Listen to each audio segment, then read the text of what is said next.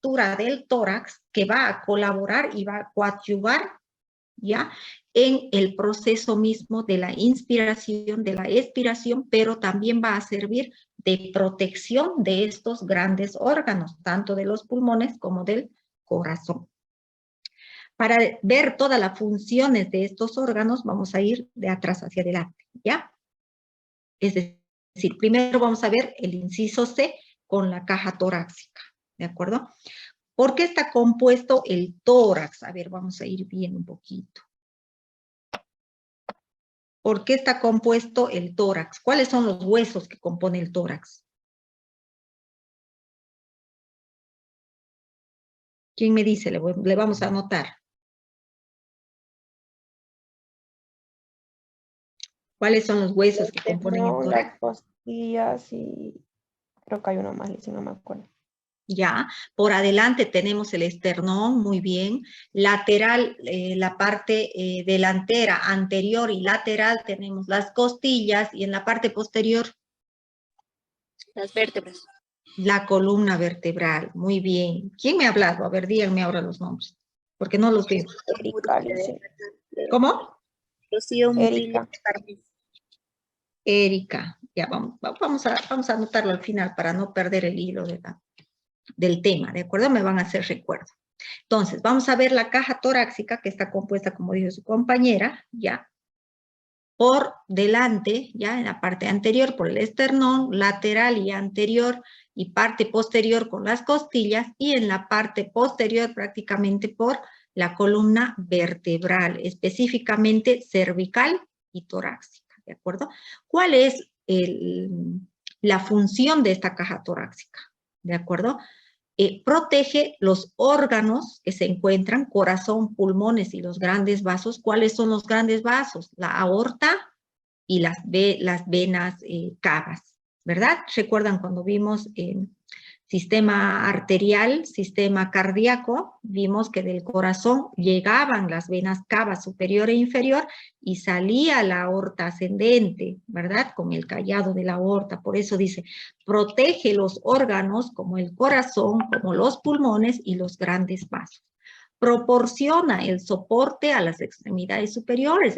En las extremidades superiores se anclan, se adhieren al resto de nuestro cuerpo a través del tórax y proporciona los puntos de anclaje o de unión de muchos músculos del cuello, de la espalda, del tórax, del hombro, ¿ya? Es decir, la caja torácica, además de estar compuesta por estos huesos que ya mencionamos, también tiene músculos, ya, que van a ir a recubrir esos huesos, que van a tener esta misma función de protección y de coadyuvar en el proceso de la respiración, ¿de acuerdo?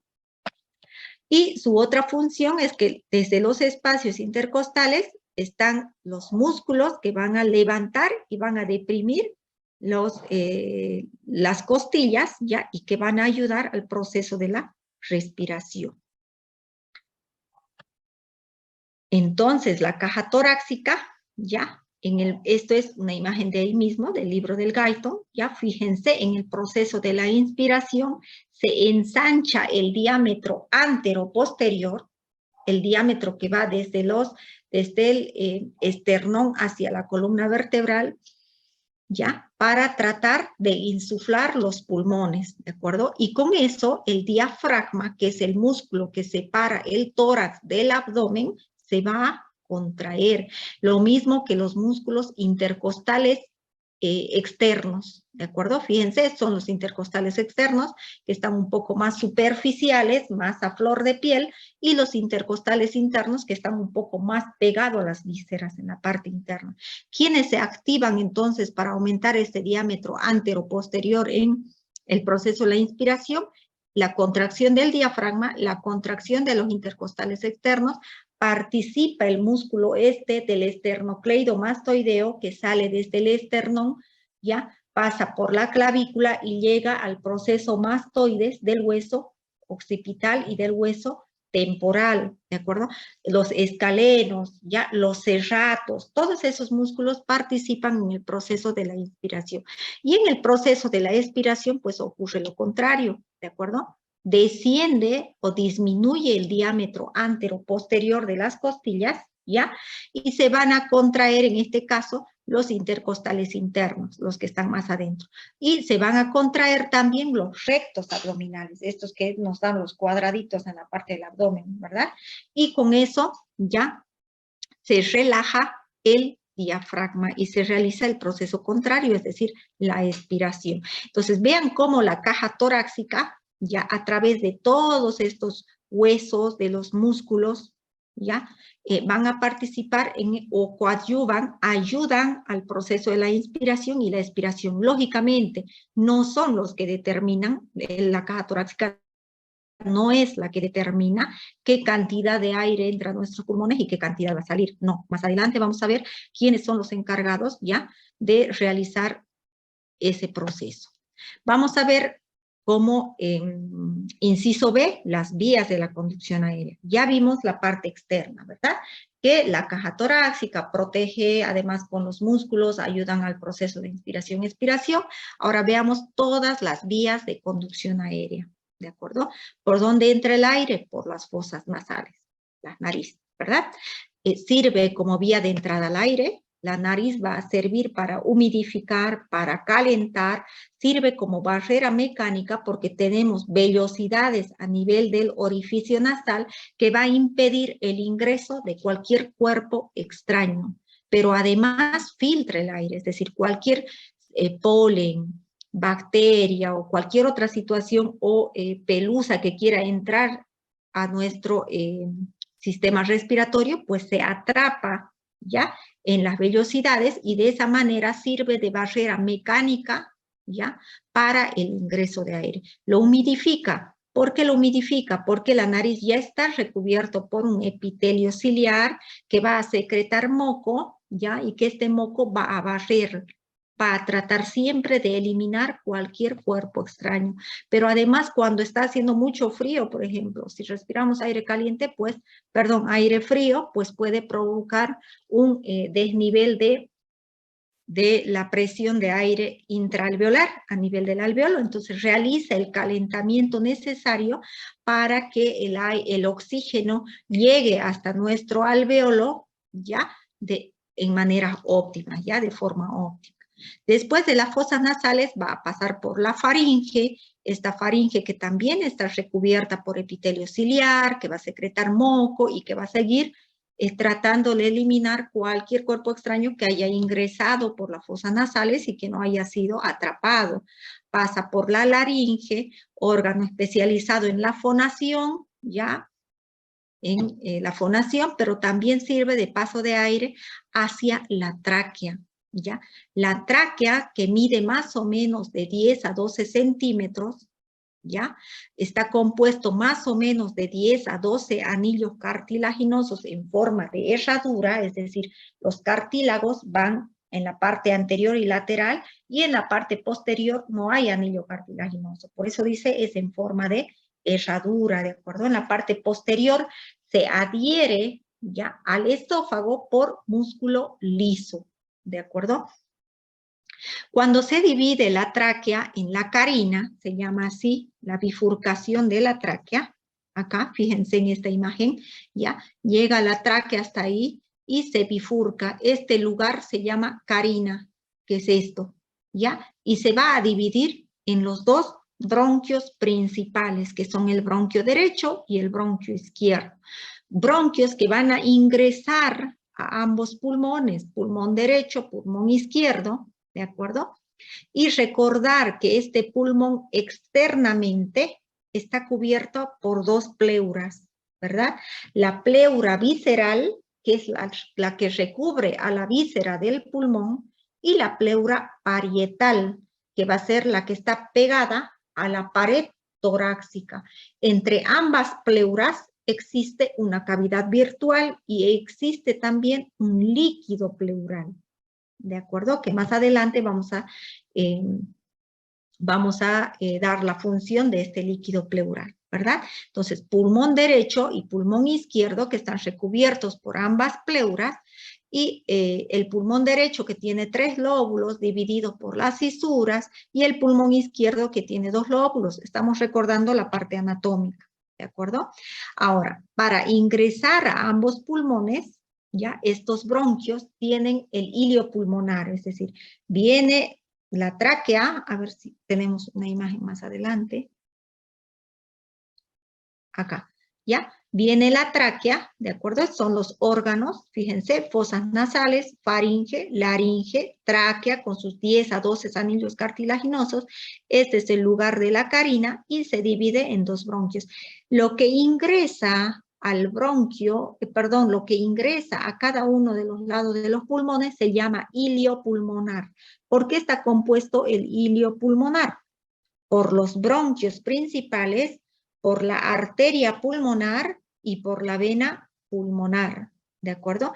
Arteria que va a llegar con sus ramas más finas y capilares hasta el nivel alveolar, que va a favorecer el intercambio de gases o hematosis a ese nivel, ¿de acuerdo? Y vena pulmonar que también va a llegar hasta los alveolos para recoger todo el dióxido de carbono y poder eliminar hacia el exterior. ¿De acuerdo? Vamos entonces por acá, estamos por acá. Los bronquios principales se dividen al final en bronquiolo terminal, bronquiolo respiratorio y finalmente pues va a ir hacia el tejido alveolar. Esa es toda la vía de conducción aérea, pero la vía de conducción aérea se va a terminar en el bronquiolo terminal, es decir, bronquiolo respiratorio y tejido alveolar no constituyen ya vías de conducción aérea, sino vías de intercambio gaseoso. ¿De acuerdo? Acá está la tráquea que se divide, se bifurca, dan origen a los 2 grandes bronquios. Fíjense que el bronquio derecho ya es más vertical, ya es más grueso, es más corto además que el izquierdo. Ya estos se van a ir dividiendo los bronquios en bronquio lobar superior, bronquio lobar medio y bronquio lobar o lobular inferior. ¿Para qué? Para dar origen al lóbulo superior derecho, lóbulo medio derecho y lóbulo inferior derecho del pulmón derecho. Y en la parte izquierda se va a dividir en bronquio, ya, lobar o lobular, ya, superior e inferior solamente porque el izquierdo, el pulmón izquierdo solamente tiene 2 lóbulos, ¿de acuerdo? Y de ahí se van subdividiendo en bronquios segmentarios. Fíjense que tráquea, bronquios y bronquios segmentarios todos tienen anillos cartilaginosos cada vez más débiles, más pequeños, con la luz de su interior mucho más pequeña, ya hasta llegar a los bronquios subsegmentarios, ¿de acuerdo? Que son los más delgados y los más pequeños. Finalmente, ya cada bronquiolo pulmonar va a dar aire o va a llevar aire a un lobulillo pulmonar. Vamos a ver más adelante de qué está compuesto el lobulillo pulmonar, ¿ya? Estos bronquiolos tienen una luz muy estrecha, fíjense, esta luz, que es la parte interna, muy estrecha. Y fíjense, aprovecharemos acá mismo para diferenciar de un bronquiolo asmático. Fíjense, un bronquiolo normal, ¿ya? Y un bronquiolo asmático. Fíjense el edema de su pared, ¿ya? Y la obstrucción o la estrechez de la luz bronquiolar, ¿ya? Es muy pequeña y a este nivel se secreta mucho moco y es por eso que los pacientes asmáticos pues no pueden respirar, lógicamente, porque no tienen por dónde pasa el aire, ¿verdad? Y semeja un sonido, ¿ya? De silbido por la obstrucción de la luz bronquiolar, ¿de acuerdo? Entonces, habíamos dicho que a este nivel de los bronquiolos terminales y bronquiolos segmentarios, todavía aquí concluye el espacio, ¿ya? O la vía de conducción aérea. Entonces, la vía de conducción aérea está compuesta por, desde las fosas nasales, acá falta, desde las fosas nasales, faringe, laringe, tráquea, bronquios principales, bronquios lobares, bronquios segmentarios, y bronquiolos terminales. Hasta ahí se termina la vía de conducción aérea, ¿de acuerdo? Y la vía, aquí están, esos son fosas nasales, la faringe, laringe, tráquea, bronquiolos hasta acá, ¿de acuerdo? ¿Ya? Ahí tenemos la imagen del pulmón. Fíjense, lo brilloso prácticamente es la pleura visceral. Por afuera estaría la pleura parietal y entre ambos hay un espacio virtual con el líquido pleural. El pulmón derecho con 3 lóbulos, lóbulo superior, lóbulo medio y lóbulo inferior. Y el pulmón izquierdo con lóbulo superior y lóbulo inferior. Recuerden, esto ya es anatomía, Yo ¿verdad? tengo. Perdón, chicos, apaguen sus micrófonos, por favor. Alejandra Castrillo.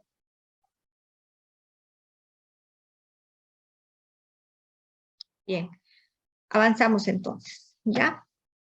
Ahora, vamos a ver el área de intercambio gaseoso, ¿verdad? Habíamos dicho que el pulmón, para realizar ese objetivo respiratorio de introducir aire u oxígeno a los pulmones y expulsar dióxido de carbono, se vale de 3 estructuras, ¿verdad? La caja torácica, ¿ya? Las vías de conducción aérea y el área de intercambio gaseoso. Ya estamos en el último, que sería el área de intercambio gaseoso. ¿Dónde se lleva a cabo el área de intercambio gaseoso? ¿Ya? En los alveolos, ¿ya? En el saco alveolar o en los acinos. El área de intercambio gaseoso entonces está compuesto ya por una serie de 200 a 500 millones de alveolos, ¿ya? El alveolo, el conjunto de alveolos, que son alveolitos pequeños, confluyen y forman el saco alveolar. Del saco alveolar va a salir un ducto que se llama ductus respiratorio o conducto respiratorio, ¿ya? Este va a confluir en un bronquiolo respiratorio y todas estas estructuras, alveolo, saco alveolar, ductus respiratorio, bronquiolos respiratorios, conforman el acino. Acino, que es la unidad funcional del sistema respiratorio. Muchos en otros libros van a encontrar que el saco alveolar es la estructura principal del sistema respiratorio, ¿de acuerdo? Entonces, toda esta organización del acino, ¿ya? Que está compuesto por todas esas estructuras, está recubierto por epitelio ciliar, ya tienen cilios, secreta moco, está compuesto por células caliciformes. Entonces, dentro del alveolo o el alveolo está compuesto por 2 tipos celulares. ¿Cuáles son las células que componen el alveolo? ¿Ya? Los neumocitos tipo 1 y los neumocitos tipo 2. Los neumocitos tipo 1 constituyen el 90% de las células de un alveolo, ¿ya? Que son especializadas, células especializadas en realizar el intercambio gaseoso de oxígeno y de dióxido de carbono. Y también hay otro tipo celular que son los neumocitos tipo 2, ¿ya? Que está compuesto por el 10%, estos neumocitos tipo 2 constituyen el 10% del total de las células que recubre o que conforma el alveolo. Y estas células son las encargadas de secretar el surfactante pulmonar. ¿Qué es el surfactante pulmonar? Es un agente tensoactivo, ¿ya? Se llama dipalmitoilfosfatidilcolina, que seguramente ustedes lo van a ver cuando lleven química, o si es que ya lo están llevando, ¿de acuerdo? ¿Cuál es la función? Pero además está compuesto por este compuesto, dipalmitoilfosfatidilcolina, pero además también está compuesto por fosfolípidos, por elastina, por proteínas, ¿de acuerdo? ¿Cuál es la función de este agente tensoactivo? Es reducir la tensión superficial del alveolo, es decir, evitar el colapso alveolar y por ende evitar el colapso pulmonar, es decir, que no se cierren los pulmones. Que siempre estos alveolitos se mantengan insuflados, ¿de acuerdo? Llenos de aire, ¿de acuerdo? Entonces los mantiene activos, tensoactivos, tensos, ¿de acuerdo? Entonces su función principal del surfactante pulmonar va a ser evitar el colapso pulmonar. Y su falta, en todo caso, de este agente tensoactivo, que pasa mucho en los recién nacidos pretérmino, ya los que nacen a las 28, antes de las 30 semanas, ya que no tienen suficiente surfactante pulmonar, pues se va a provocar la enfermedad de la membrana hialina. Son los niños que entran a incubadora, ¿verdad? A respiración artificial, a ventilación artificial, ¿de acuerdo? Pero además, todas estas células se van a encontrar en su interior muchos macrófagos, ya que van a ir a fagocitar cualquier sustancia extraña que haya ingresado y que haya atravesado por toda esa vía de conducción aérea y que no haya sido capaz de expulsarla o matarla, ¿verdad? Entonces, estos neumocitos tipo 1, neumocitos tipo 2, que componen los alvéolos, pues también vamos a encontrar macrófagos a este nivel para poder fagocitar cualquier sustancia extraña que llegue hasta el alvéolo, ¿de acuerdo? Entonces, habíamos dicho que la función principal del surfactante pulmonar es evitar el colapso pulmonar o evitar el colapso alveolar, ¿de acuerdo? ¿Cómo se forma o cuándo se forma este surfactante pulmonar? Se forma más o menos a partir de las 26 o 28 semanas en el embarazo, ¿de acuerdo? Esto es embriología un poquito, ¿no?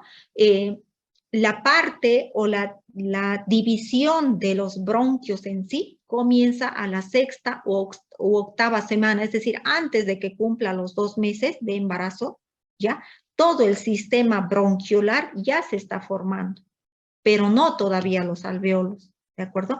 Los alvéolos, o los sacos alveolares o el ácino, se conforma a partir de las 26, 28 semanas. Lo más importante, a esta edad gestacional, a esta etapa del embarazo, comienza a secretar el surfactante pulmonar. ¿Quién lo secreta? Los neumocitos tipo 2. ¿Ya? Es por eso que los bebés pueden nacer y pueden ser viables a partir de la semana 28 de gestación. No todos, lógicamente, algunos incluso llegan a nacer a las 30 semanas, ¿ya? Y aún no respiran por sí solos, les tienen que entrar sí o sí a la incubadora, porque no tienen una maduración. Por lo general, ¿ya? Comienzan con la secreción de surfactante y los alvéolos más o menos a partir de las 26 y 28 semanas, ¿de acuerdo? Entonces, al nacimiento, y generalmente termina de secretar surfactante hasta las 35 semanas. Es por eso que a partir de las 35 semanas, el bebé puede nacer sin ningún problema. Si hay una amenaza de parto prematuro a las 30 semanas, no podemos confiarnos que el surfactante ya debió secretarse a las 26 semanas. No, hay que realizar maduración pulmonar. ¿Con qué se realiza la maduración pulmonar? Con corticoides. Es decir, se ayuda a que el alvéolo madure rápidamente y comience a secretar surfactante para mantener tensos y abiertitos esos alvéolos para que realicen intercambio gaseoso. ¿De acuerdo? Pero en el periodo postnatal, es decir, después del nacimiento, no se ha terminado primero ni siquiera de subdividir esos bronquiolos segmentarios, ¿ya? Pero tampoco se han terminado de conformar todos los alvéolos. Es decir, en el periodo del nacimiento el niño todavía sigue formando más alvéolos y sigue secretando más surfactante, ¿ya? Entonces me van a estudiar para la siguiente clase síndrome de dificultad respiratoria del recién nacido. Síndrome de dificultad respiratoria del recién nacido. O se llama también, lo pueden encontrar como enfermedad de la membrana hialina. Enfermedad de la membrana hialina. ¿Anotado? ¿Ya? Pasemos entonces. Entonces les decía que el área de intercambio gaseoso estaba dado principalmente por los alvéolos, ¿ya? Sacos alveolares, fíjense, acá todavía, ya a este nivel tenemos bronquiolo terminal. Bronquiolo que todavía va a estar compuesto por algunas fibras cartilaginosas y musculares sobre todo, ya a este nivel musculares, ¿ya? Pero a partir del bronquiolo terminal, fíjense la flecha incluso ahí, ¿ya? Va a continuarse con el bronquiolo respiratorio. Ya a partir del bronquiolo respiratorio hasta el alveolo, va a estar conformado simplemente histológicamente, ¿ya? Por epitelio cilíndrico. Ya epitelio, es decir, acá ya no hay músculos, no hay cartílago, epitelio que está en contacto directo con los vasos o los capilares sanguíneos, ya sean arteriales o venosos. Es decir, a este nivel, fíjense que ya hay algunos alveolitos, ¿ya? Estos son algunos alveolos que se pegan al bronquiolo respiratorio. Quiere decir que a partir del bronquiolo respiratorio ya puede llevarse a cabo la hematosis. ¿Qué es la hematosis? El intercambio de gases de oxígeno y dióxido de carbono. ¿Por qué? Porque ya no tiene fibra muscular.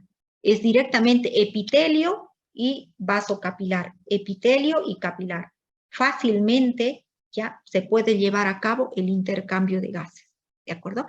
Entonces, tenemos al bronquiolo respiratorio de primer, segundo, tercer orden. Ya cuando está en bronquiolo respiratorio de tercer orden, pues se llenan de alveolitos. Y el conjunto de alveolos va a formar un saco alveolar. Fíjense, alveolo, alveolo, alveolo. El conjunto de los alveolos conforman el saco alveolar. Este sería un sáculo alveolar o saco alveolar. ¿Ya? El saco alveolar confluye, ¿ya? Para llegar hasta el bronquiolo respiratorio, tiene un ductus respiratorio, que es esto de acá, ¿de acuerdo? Ductus respiratorio, ¿ya? Y varios ductus respiratorios van a conformar, todo esto es el acino, ¿de acuerdo? Entonces, el acino está compuesto por bronquiolos respiratorios, ductus respiratorios, sacos alveolares y alveolos. ¿De acuerdo? Entendido. Es a este nivel que a partir del bronquiolo respiratorio se puede llevar a cabo la hematosis o intercambio gaseoso. ¿Cómo se llama el conjunto de todas estas estructuras? Acino. ¿De acuerdo? Vamos entonces, bueno, esto ya lo habíamos visto también. Los bronquiolos respiratorios resultan de la división de los bronquiolos terminales, ¿ya? Estos bronquiolos tienen arterias y venas en mayor cantidad todavía que cuando era bronquiolo terminal, ¿ya? Acá también se encuentra, ya a nivel del epitelio alveolar, van a haber neumocitos tipo 1 y neumocitos tipo 2, que ya explicamos qué hacen cada uno. Los neumocitos tipo 1 realizan el intercambio de gases y el neumocito tipo 2 secreta surfactante. ¿Cuál es la función del surfactante? Evitar el colapso alveolar, mantenerlo siempre tenso, ¿verdad? Abierto.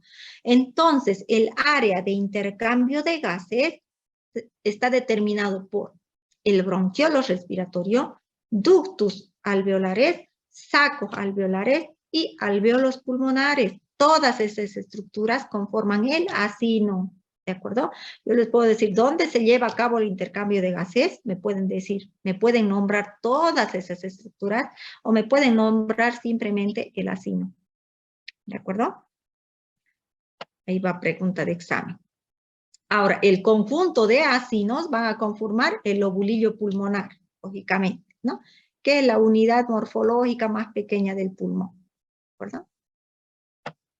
Vamos avanzando, entonces acá está de nuevo el acino, ¿ya? Esto es un acino, ya lo habíamos visto, fíjense la gran cantidad de irrigación pulmonar y arterial y venosa que llega a este nivel, ¿ya?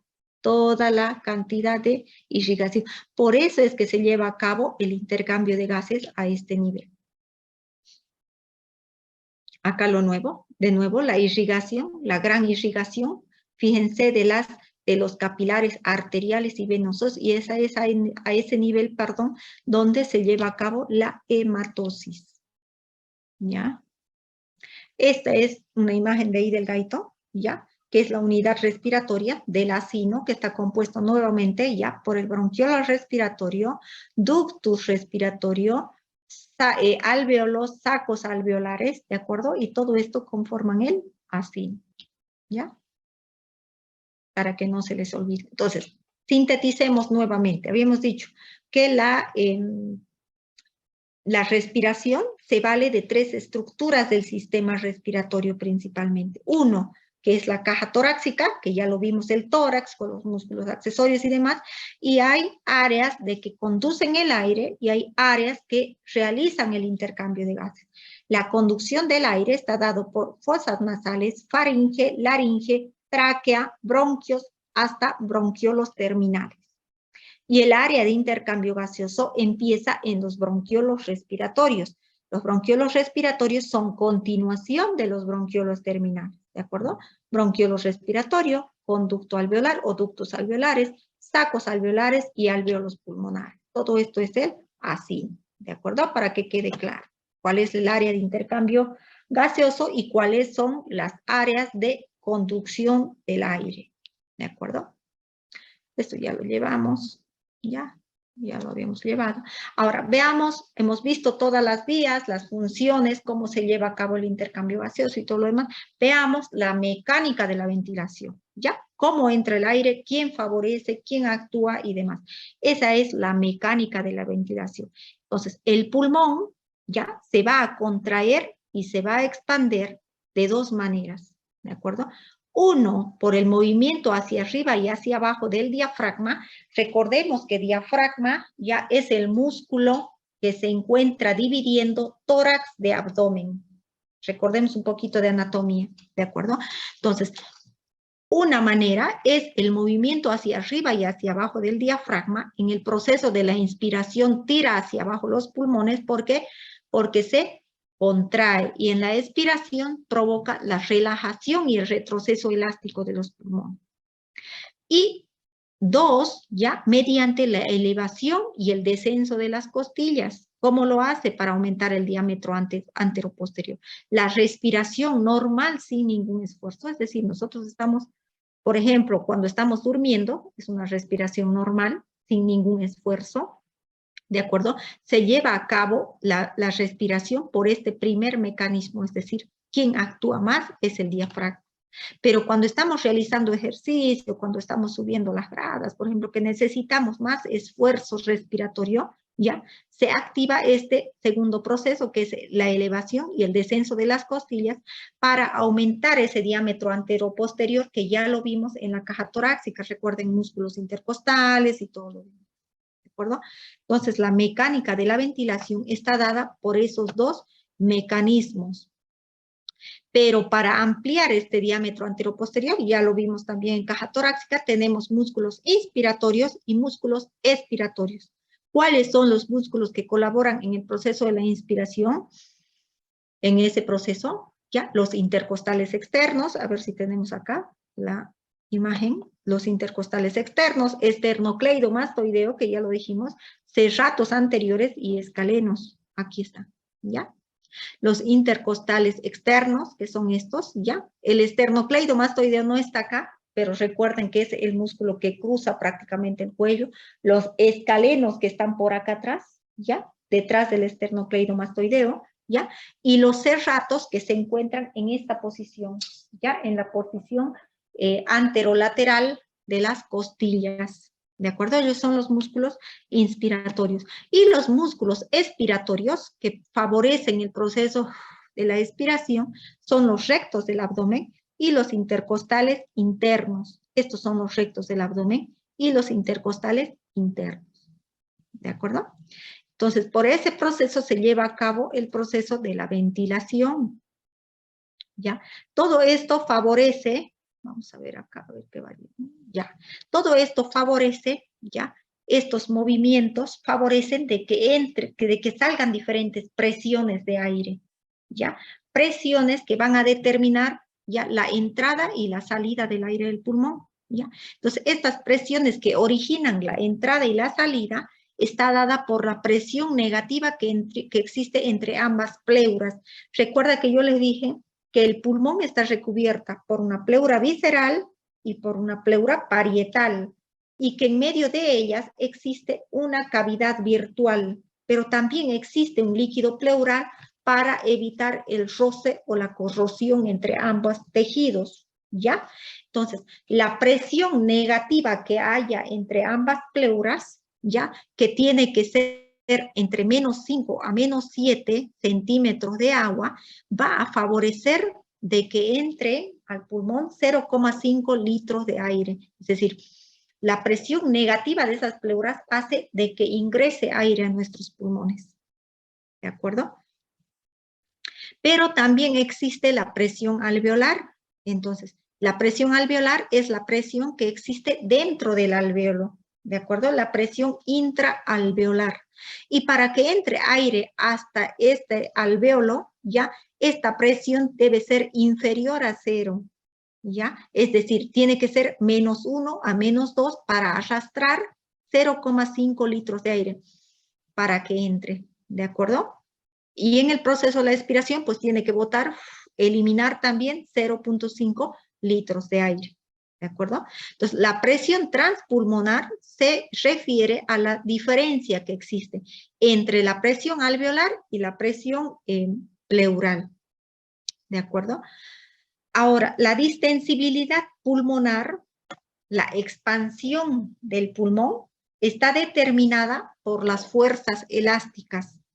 ¿Cuáles son estas fuerzas elásticas? ¿Quién da esa fuerza elástica o la tensión superficial de los pulmones? Pues el surfactante, el que ya hablamos, ¿verdad? Entonces, la distensibilidad, ¿ya? ¿Cuánto se distiende? ¿Cuánto se insufla ese pulmón? Depende del surfactante que secreten los neumocitos tipo 2. ¿De acuerdo? Ya habíamos visto que el surfactante evita los colapsos pulmonares, ya habíamos visto también la enfermedad de la dificultad respiratoria en el recién nacido, ¿ya? Ahora, la distensibilidad habíamos dicho que está dada por el surfactante pulmonar que secretan los neumocitos tipo 2, ¿ya? Pero no sería capaz él solo, el surfactante, de mantener pues insuflado todo el tiempo los pulmones, sino que tiene que tener la ayuda de la caja torácica, ¿ya? Con ese aumento del diámetro anteroposterior, con la ayuda de los músculos inspiratorios y músculos expiratorios, ¿de acuerdo? Ahora, para realizar todo este trabajo respiratorio, recuerden que para cualquier trabajo de nuestro organismo, toda actividad que nuestro organismo realiza, necesita energía, ¿ya? ¿Quién va a dar esa energía? Ya lo habíamos dicho, la energía o el ATP, ¿ya? Nos proporciona el oxígeno, ¿ya? Y otro, los alimentos que nosotros ingerimos, ¿ya? De esas dos maneras se obtiene energía. El oxígeno, porque va a hacer la respiración celular, ¿de acuerdo? Y a través de la respiración celular, que nosotros vamos a meter aire por nuestros pulmones y va a llegar ese aire hasta los pulmones, atraviesan la vena pulmonar y llegan hasta el ventrículo izquierdo. Recuerdan, imagínense la estructura anatómica del corazón, ¿verdad? Llega al ventrículo, a la aurícula izquierda, de ahí pasa al ventrículo izquierdo y sale por la arteria aorta, ¿verdad? ¿Recuerdan? Sangre oxigenada sale por la arteria aorta y de ahí va hacia los diferentes tejidos por la capacidad de bombeo del corazón, ¿verdad? Entonces, llega hasta la célula, provoca una respiración celular mediante varios procesos bioquímicos. Claro que la célula puede respirar con oxígeno y puede ser la respiración aerobia y la respiración anaerobia, pero la respiración aerobia es la que te da más energía. Fíjense que voy a entrar un poquito a bioquímica. La respiración anaerobia solamente nos da 2 moléculas de energía, 2 moléculas de ATP, después de pasar el ciclo y el proceso del ciclo del ácido láctico. Pero la respiración celular con una molécula de oxígeno que nosotros metamos, ¿ya? Para provocar respiración celular aerobia, nos va a dar 36 ATPs. ATPs significa energía, ¿de acuerdo? Estos 36 ATPs va a servir para todas las funciones de nuestro organismo, ¿ya? Entonces, el solo hecho de respirar, de nosotros respirar, claro que gastamos energía. Ahí tenemos la energía para el trabajo respiratorio. Pero este trabajo respiratorio, fíjense que usa un mínimo % de toda la energía total de nuestro organismo. Solamente usa del 3 al 5% el trabajo respiratorio de toda la energía total que nosotros generamos.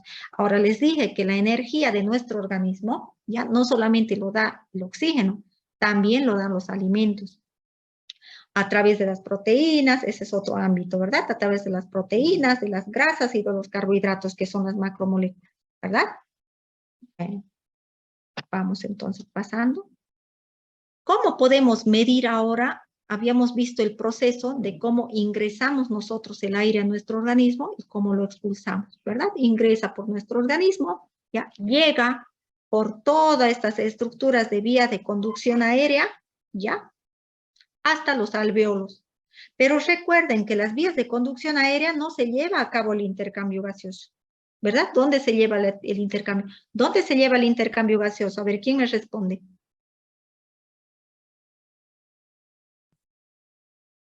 En el acino, doctora. En el acino, muy bien, en el acino. Después me van a recordar quiénes están hablando. Entonces, llega hasta el acino, ¿por qué? Porque este acino está recubierto de arterias y vénulas, ya arteriolas y vénulas. Pasa al torrente sanguíneo, ¿verdad? ¿Dónde específicamente? A la vena pulmonar. Recordemos que la vena y la arteria pulmonar son las únicas que llevan nombre cambiado, ¿verdad? La vena lleva sangre oxigenada y la arteria sangre venosa. Recordémoslo, anatomía, ¿de acuerdo? Esta vena pulmonar va a ir hasta la aurícula izquierda. De la aurícula izquierda pasa al ventrículo izquierdo. Del ventrículo izquierdo sale por la arteria aorta, ¿ya? Con la fuerza del bombeo del corazón izquierdo, ¿ya? Para llegar hasta el último tejido de nuestro cuerpo. Llega ese oxígeno, recuerden, ¿con quién viaja el oxígeno? Que ya llevamos sangre. Otra pregunta, ¿con quién viaja el oxígeno? ¿Unido a qué viaja el oxígeno? ¿Quién transporta el oxígeno? La sangre. La sangre, sí, pero ¿junto a qué molécula? ¿A qué proteína? ¿Hemoglobina? A la hemoglobina, muy bien.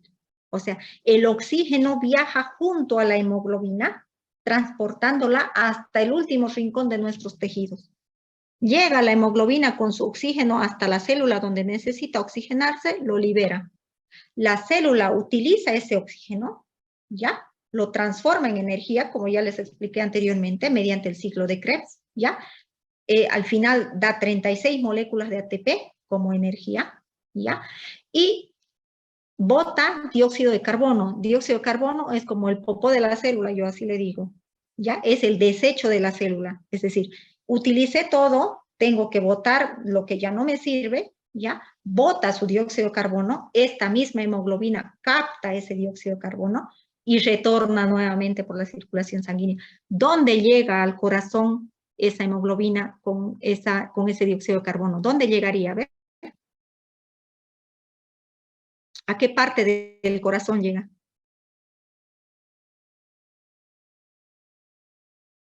Vamos chicos, imaginemos un poquito.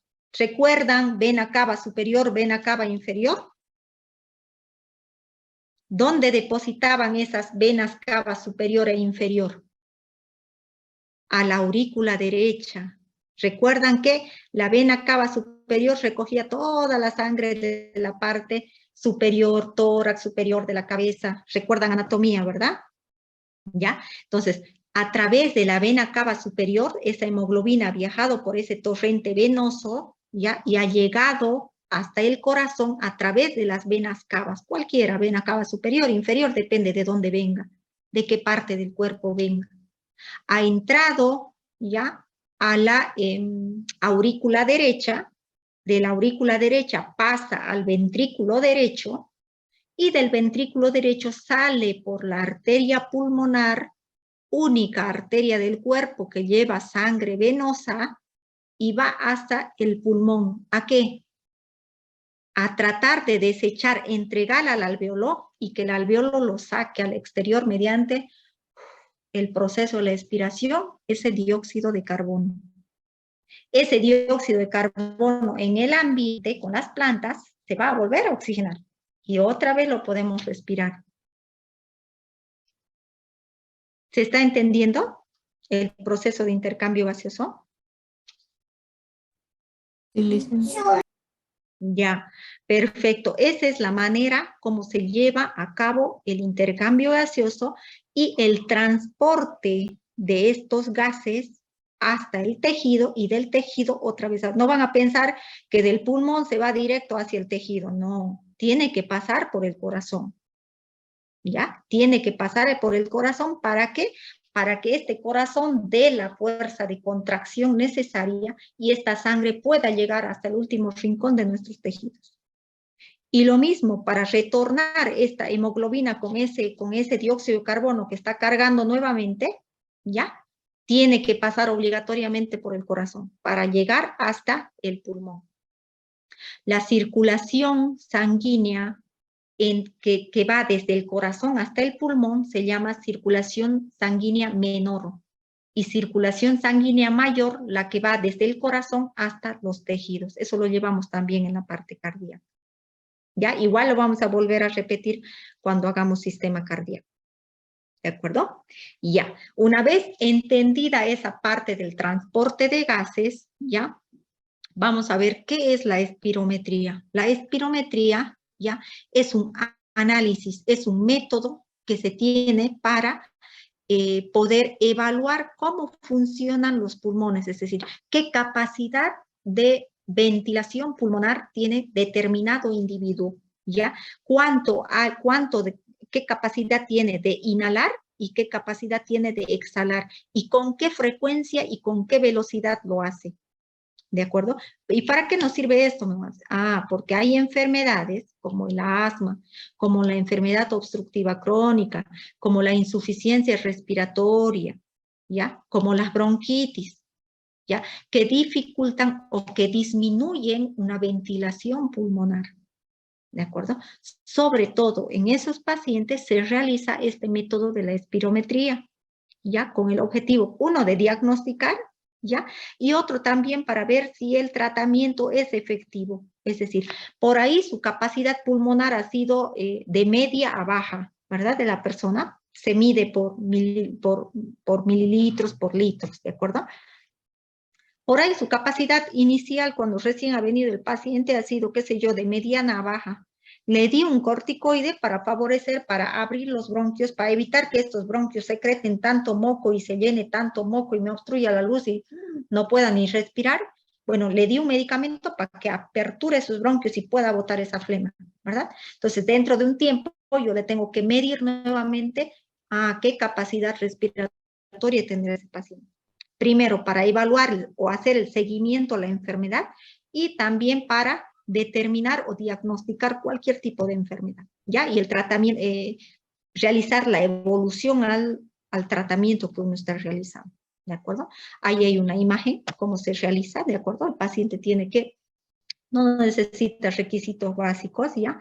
Simplemente en una primera instancia se coloca como una cánula, el paciente tiene que cerrar prácticamente, hacer una selladura con la boca y el tubo por donde va a respirar, y primero respira normal y luego hace una inspiración bien profunda y una expiración fuerte y profunda y larga hasta tratar de eliminar. Y eso en la pantalla, en el monitor, te va a medir las diferentes capacidades pulmonares. ¿Cuáles van a ser estas capacidades pulmonares y volúmenes pulmonares que va a medir este método? ¿Ya? El volumen corriente, el volumen de reserva inspiratoria, el volumen de reserva expiratoria y el volumen residual. ¿De acuerdo? ¿Qué es el volumen corriente? Es todo el volumen, la cantidad de aire inspirado y expirado normalmente. Es decir, nosotros estamos sentados normalmente, ¿ya? Lo normal debería ser de 500 ml, ¿verdad? Si te hacen la espirometría y te miden un volumen corriente de 200 ml, este paciente tiene algún problema, alguna obstrucción en las vías respiratorias, ¿verdad?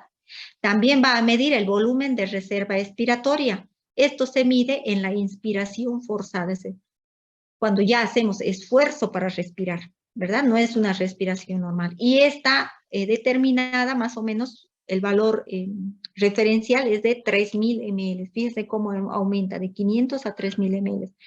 Ahora, el volumen de reserva expiratoria es la expiración forzada. Cuando nosotros expiramos, ¿ya? Pero si queremos tratar de eliminar todo, hacemos un esfuerzo adicional, ¿verdad? Ese volumen de reserva expiratoria Lo normal es de 1100 ml. Y el volumen residual se refiere al volumen de aire que queda en el pulmón después de haber expulsado de haber realizado la expiración forzada, ¿ya?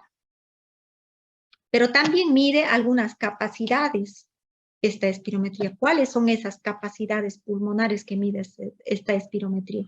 La capacidad inspiratoria, la capacidad residual funcional, capacidad vital y capacidad pulmonar. La capacidad inspiratoria ya mide la cantidad de aire que una persona puede inspirar, que es igual al volumen corriente más volumen de reserva inspiratoria. La capacidad residual funcional es la que queda en el pulmón después de una expiración. ¿Ya? La capacidad vital es la que puede expulsar después de una inspiración y expiración forzada. Es decir, nos hemos esforzado en inspirar y nos hemos esforzado en expirar. Esa es la capacidad vital. Y la capacidad pulmonar total, ¿ya? Es el volumen máximo que pueden expandirse los pulmones. Es el total, lo total que pueda expandirse los pulmones con el máximo esfuerzo posible, ¿ya? Y puede llegar incluso a 5.800 ml. Todo esto mide esta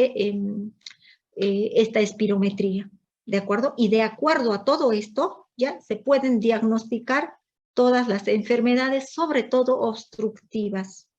Ya me refiero a asma bronquial, me refiero a enfermedad obstructiva crónica, a los enfisemas pulmonares, a las atelectasias. Hay N enfermedades respiratorias donde se obstruye el aire, ¿de acuerdo?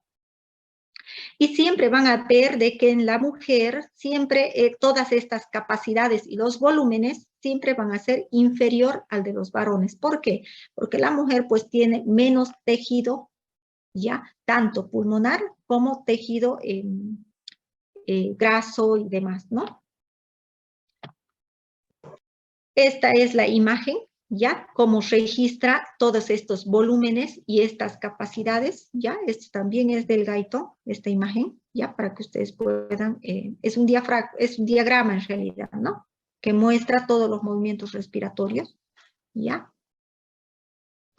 Y entonces, ¿qué es la ventilación alveolar? La ventilación alveolar es la velocidad con que el aire nuevo llega a la zona del intercambio gaseoso. ¿Con qué velocidad llega este aire hasta el acino, hasta el saco alveolar, hasta los alveolos, hasta el ducto respiratorio y demás? ¿De acuerdo? La ventilación pulmonar también depende del espacio muerto anatómico fisiológico. Claro que sí, ¿por qué? A ver, habíamos dicho que el área de espacio muerto anatómico y espacio muerto fisiológico está determinado sobre todo por las vías de conducción aérea. ¿Por qué? Porque a nivel de tráquea, de bronquios, de laringe, de faringe, no se lleva a cabo el intercambio gaseoso. A eso se determina espacio muerto anatómico, ¿ya? Y el espacio muerto fisiológico, pues es el espacio, ¿ya?, donde tenemos shunts, es decir, por así decirlo, ya, que están dentro de nuestros pulmones, que por X motivo, digamos, estos alveolos hayan dejado de funcionar, ¿ya? Puede ser por alguna neumonía, por ejemplo, ¿ya?, que haya tenido como una fibrosis a ese nivel, ¿ya?, o que haya tenido, que dejen de funcionar normalmente esos pulmones, ¿ya?, y que a ese nivel, pues no se va a llevar a cabo el intercambio gaseoso, ¿verdad? Cuando hay fibrosis pulmonar, cuando hay como cicatrices pulmonares, donde ya no se lleva a cabo la hematosis, ¿de acuerdo? ¿Y qué es la frecuencia de la ventilación alveolar? Es igual a la frecuencia respiratoria. Es decir, con la cantidad de veces que este alveolo pueda realizar intercambio gaseoso, es igual a la frecuencia de ventilación o la frecuencia respiratoria. Entonces, la frecuencia respiratoria normal, ya, de las personas, es más o menos de 16 a 20 de una persona adulta, estoy diciendo. Varía la frecuencia respiratoria del recién nacido, que está por arriba de los 30, 35, varía de los niños, ya, de una persona adulta, no sobrepasa los 20 respiraciones por minuto. ¿De ¿de acuerdo? Entonces, la frecuencia de la ventilación alveolar, VA, es igual a la frecuencia respiratoria. Ahí al final les voy a dejar un videito, ¿de acuerdo? Para que ustedes puedan ver y puedan complementar algo de lo que acabamos de decir. Ahí terminamos, chicos, lo que es el inicio del proceso de la ventilación, de la respiración. Es un poquito largo el tema, ya, pero los otros son relativamente más cortos. ¿Se ha comprendido el tema? ¿O están durmiendo? Sí, se entendió, doctora. Ya. ¿Alguna consulta, chicos?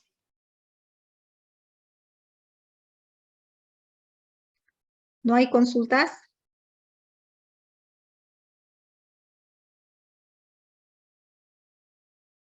Ya, perfecto. No se olviden entonces para la siguiente clase, enfermedad de la membrana hialina, ¿ya? O síndrome de dificultad respiratoria. Todo lo que puedan investigar al respecto. Y además vamos a volver a repasar esta parte, sobre todo de la hematosis, para dar continuación al tema de respiración. Les dije que sistema respiratorio como tal son 3 temas. Son más, en realidad son 5, lo hemos sintetizado en 3 temas, ¿de acuerdo? Lo más importante. Chicos, si no hay consultas, entonces nos estaríamos viendo el día viernes, ¿ya? Yo les voy a comunicar cómo va a ser la clase previamente, unas horas antes. No se olviden que el siguiente martes me entregan trabajo práctico, ¿ya? Antes de la entrada al examen. No vamos a postergar la entrega del trabajo práctico, ¿ya? Si no me entregan trabajo práctico, no van a dar examen. Ya vayan preparándose, por favor, para no llevarse sorpresa y decir, después voy a presentar. No, no hay después. Ese mismo día, antes de dar el examen, me lo van a dejar. Yo les doy la hojita del examen y ustedes me ponen encima el trabajo práctico. ¿Ya? No hay dudas, ¿verdad? ¿El práctico tiene que ser con carátula, Licen, o cómo es el formato para Como presentar? ustedes prefieran, como ustedes acostumbran a presentar un práctico, chicos. ¿Ya? Doctora, ¿es manuscrita o puede ser en computadora? Puede ser en computadora siempre y cuando no sea copia y pegue. ¿De acuerdo? Bueno, Licen. Está bien, chicos, entonces nos vemos el día viernes. ¿Ya? Buenas noches.